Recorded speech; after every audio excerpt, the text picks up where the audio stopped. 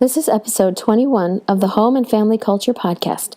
This is Jody Chaffee. I hope you enjoy this episode. Welcome to the Home and Family Culture Podcast, where I discuss how families can discover and design their collective vision, values, beliefs, and traditions that influence their family culture. The purpose of my podcast is to interview experts who can offer tips and tools to aid families in the process of developing their family culture, and also successful individuals whose success was influenced by their family culture. For more information or to subscribe, go to homeandfamilyculture.com, or you can find me on Instagram, Facebook, and Pinterest at Family Culture Podcast, and on Twitter at _Family Culture. You can tune in on my site or on the variety of podcast broadcasting apps like iTunes, Stitcher, TuneIn Radio, and even on YouTube. Just search Home and Family Culture with the ampersand between home and family culture. Please remember to like, comment, share, and rate on whatever medium you choose. I would love to hear from you.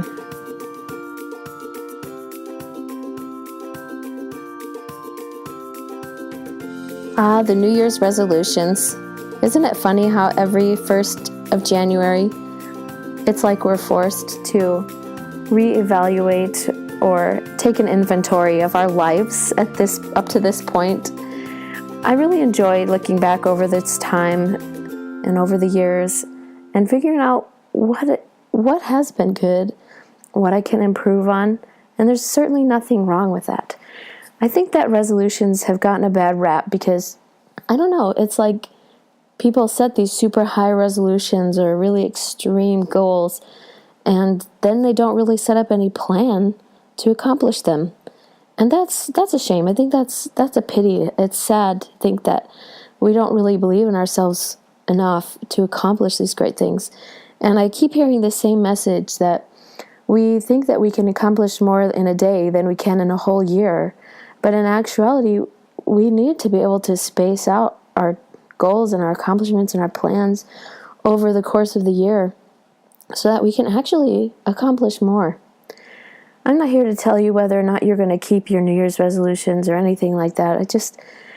When I think about New Year's resolutions, our goals, I just think about what it has to do with our family culture. Because a lot of what I talk about on this episode, is that we need to have a vision.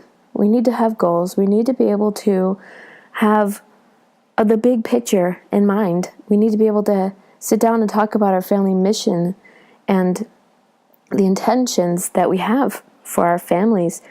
And so I think that it's an important topic and it's an important thing to discuss with our families is what we really do want to accomplish, what we hope to accomplish. And that word hope is really is very crucial in this perspective and this hope and the desires that we have for our families to be intentional, to become something that we envision in our minds as the power that we can be as a family. So I think about New Year's resolutions, and I just want to say, what is it about our level of commitment? What message are we sending to our families, to our children, when we set goals and we don't necessarily keep them? And I'm as bad as anybody. I really do want to talk about this so that I can work on it myself, And I just ask myself, what does this say about my intentions for my family if I can't even keep my own intentions? And it really does take commitment. It takes consistency.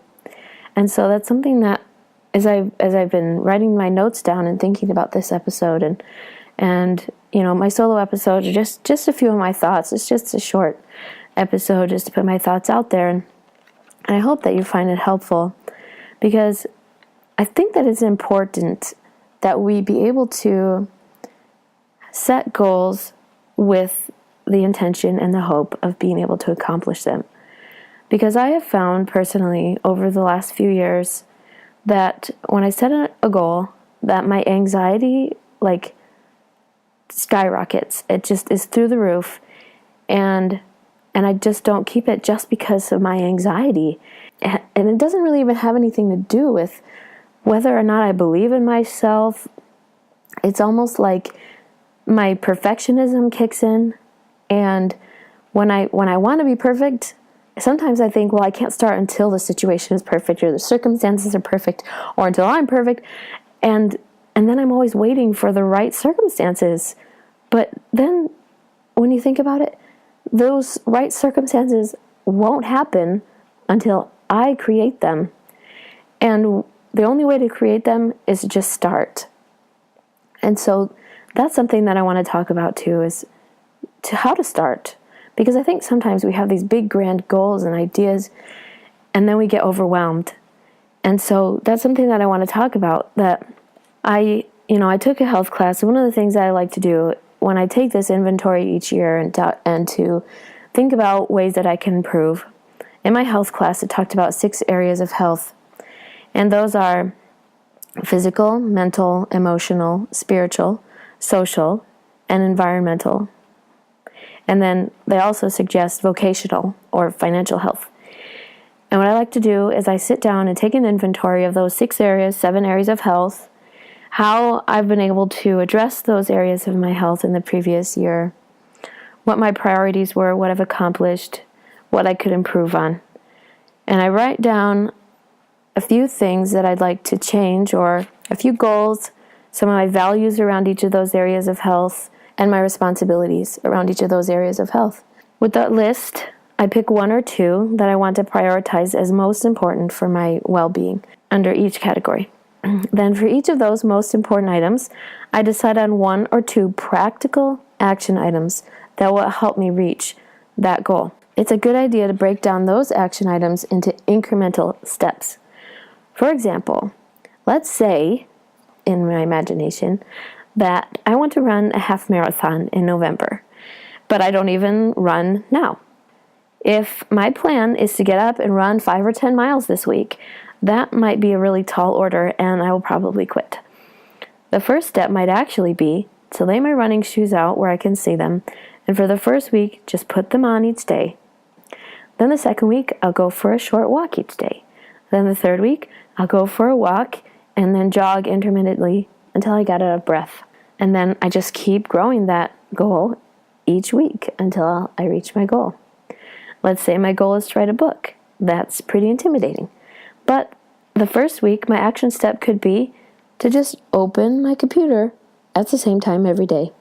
Then the second week, I open my computer and sit down for 10 minutes to write out some thoughts each day.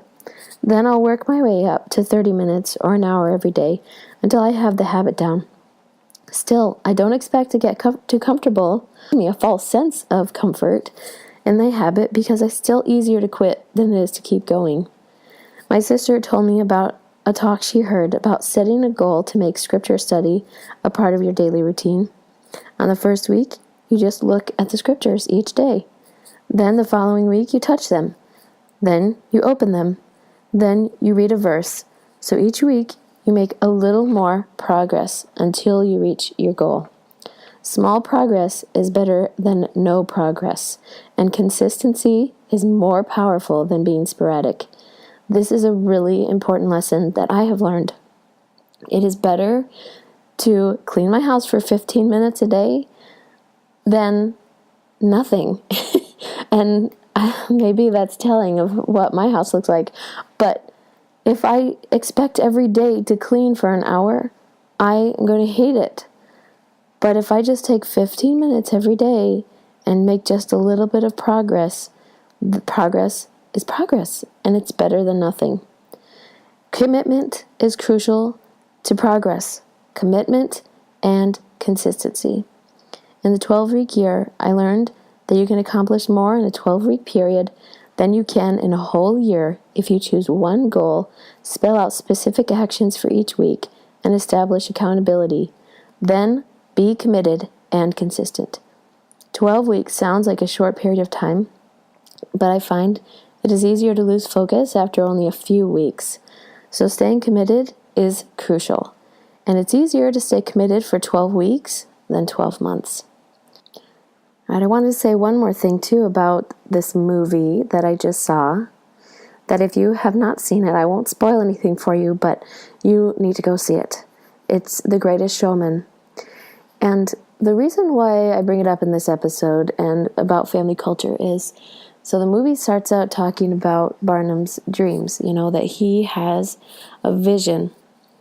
And he sings this beautiful song about his million dreams and the world that they will design, a world that they dream of, that they will create. And it was so amazing to me that when you think about that and the concept of our family culture and when my husband and I got married, I know we felt that way, that we are creating a family. We're going to design a family and a future, and that we are in it together no matter what. And so it was just a beautiful, it's such a beautiful song. And then into the movie, Barnum hasn't realized his dreams yet, but his daughters had picked up on this vision that he and his wife had, and they start singing the same song, and it's so stirring. The way that it's just so beautiful. They sing it, and it's a song that I'm sure that, they'd heard their parents singing and knew that their parents had a vision of a life that they wanted to create for their family. And so it was just so inspiring. And so to me, that's what family culture is about. That whatever it is that you're doing, even though they hadn't reached their goals yet, they hadn't realized their dreams, it was still a part of their family culture. And you could see it in how they interacted with each other, that their life was a dream, their life was about their potential, and knowing that they had that potential brought happiness and joy and peace into their family. And so that's what I think that this message is really about, is that, when we have a vision, when we have goals, we have dreams, those million dreams that we have, our family can feel them and they can sense them, and it becomes part of our family culture. And so as we look to 2018 now, and the goals and the dreams that we may have, and I just pray that our families and our children really pick up on them, and that they know that is a part of who we are. Make sure you check out my post on how to maximize your time for more of my thoughts on keeping your goals. There will be a link in my show notes for this episode, but you can go to homeandfamilyculture.com. Thank you so much for listening. Be sure to go to my show notes, like I said, homeandfamilyculture.com. You can also find me on Instagram and Facebook and Pinterest at Family Culture Podcast, and on Twitter at _Family Culture. Happy New Year, everybody.